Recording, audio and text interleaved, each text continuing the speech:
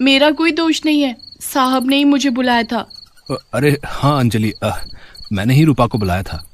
असल में रूपा के पिता की तबीयत बहुत खराब है, इसलिए सोचा था कि उसे कुछ पैसे दे दूं। ये लो रूपा, 2000 रुपए। अब जाओ यहाँ से।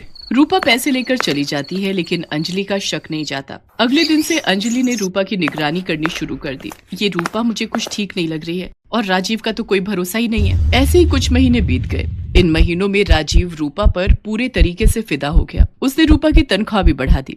रूपा भी काम चोरी करने लगी। एक दिन अंजलि ने देखा कि उसके कमरे से उसकी घड़ी गायब है। अंजलि ने इधर उधर ढूंढा, लेकिन घड़ी नहीं मिली। अंजलि ने कहा, घड़ी ऐसे तो गायब नहीं हो सकती। कल रूपा आई थी यहाँ, जरूर उसी ने ली होगी। उसके ऊपर मुझे पहले से ही डाउट था। अंजलि की बात सुनकर राजीव ने कहा, अरे नहीं अंजलि, रूपा इतनी बुरी भी नहीं है, तुम्हारी घड़ी कहीं गिर गई होगी। राजीव मानने को राजी ही नहीं कि रूपा ऐसा कर सकती है। उसके बाद से हर 2 दिन में घर से कुछ न कुछ गायब होने लगा। मगर राजीव ने रूपा को काम से नहीं निकाला, क्योंकि वो तो रूपा से प्यार कर बैठा था। अंजलि ने सोचा कि कुछ तो करना ही पड़ेगा, और इसके कुछ ही दिनों बाद अंजलि अपना पेट पकड़कर बैठ गई और जोर जोर से चिल्लाने लगी, आह, दर्द हो रहा है, पेट में बहुत दर्द हो रहा है। राजीव और रूपा दौड़ कर आए।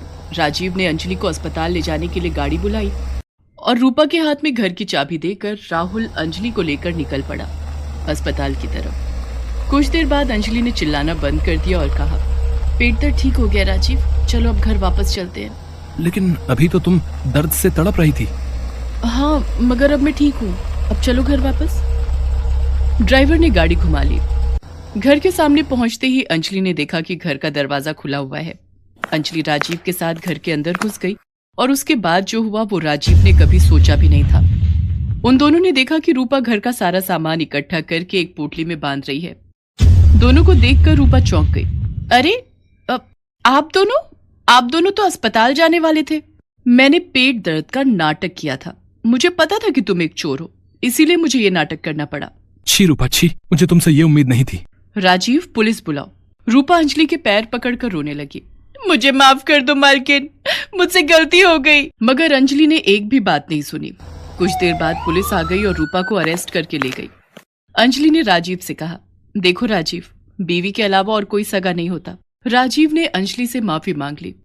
मुझे माफ कर दो अंजलि, आज मुझे समझ में आ गया है कि इस दुनिया में अगर कोई मुझसे सबसे ज्यादा प्यार करता है तो वो तुम हो। आज से मैं किसी भी औरत को आंख उठाकर भी नहीं देखूंगा।